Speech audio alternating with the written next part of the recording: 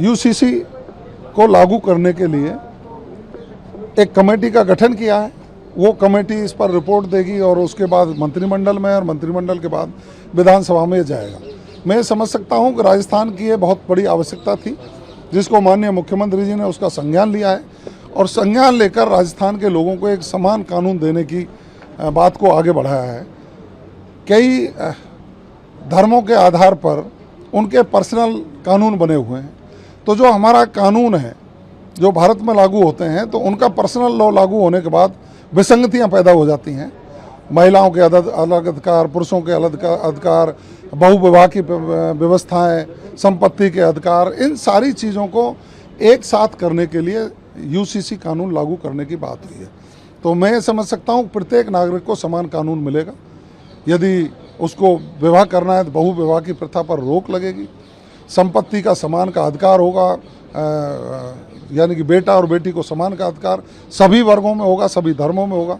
लेकिन हमारी जो आदिवासी परंपराएं और संस्कृति है उनका संरक्षण करते हुए यूसीसी लाने का एक प्रावधान रखा गया है और राजस्थान के परिप्रेक्ष्य में बहुत उपयोगी साबित होगा। मैं तो मुख्यमंत्री जी को बधाई देना चाहूँगा। बॉर्डर एरिया में जो दिक्कत में हटाया जा रहा है उसका भी लगातार देखिए, देश की सीमाओं की संरक्षा सुरक्षा के लिए हर देश चिंतित होता है और भारत में कानून है कि बॉर्डर एरियाज पर जो संरक्षित क्षेत्र है उसके आसपास या उसके अंदर कोई अतिक्रमण है तो उसको हटाया जाना चाहिए।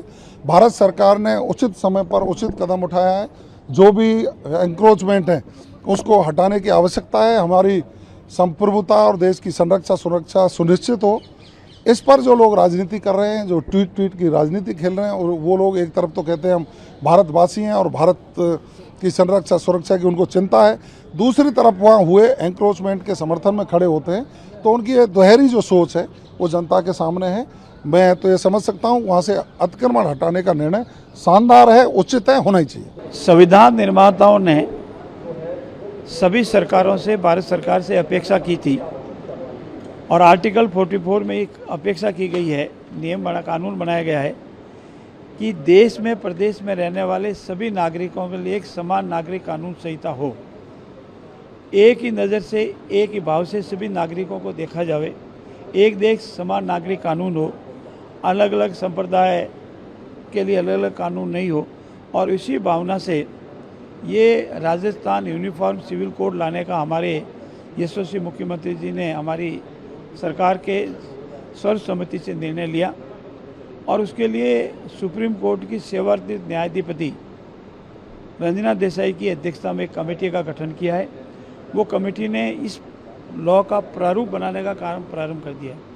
इसमें जितने भी पर्सनल लॉ है उन पर्सनल लॉ में जो अलग अलग कानून है उसको समान कानून बनाने का प्रयास किया जाएगा, चाहे वो उत्तराधिकार से संबंधित है, चाहे वो विवाह से संबंधित है, चाहे वो गोद लेने से संबंधित है, ये अन्य विषयों से संबंधित है।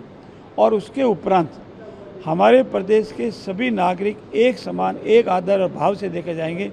ये जो कानून है ये जो विषय है, विवाह का विषय है, तलाक का विषय है, गोद लेने देने का विषय है, संपत्ति के उत्तराधिकार का विषय, वो सभी के लिए एक ही कानून होगा और सभी हम एक देश एक कानून, एक प्रदेश एक कानून से गवर्न होंगे।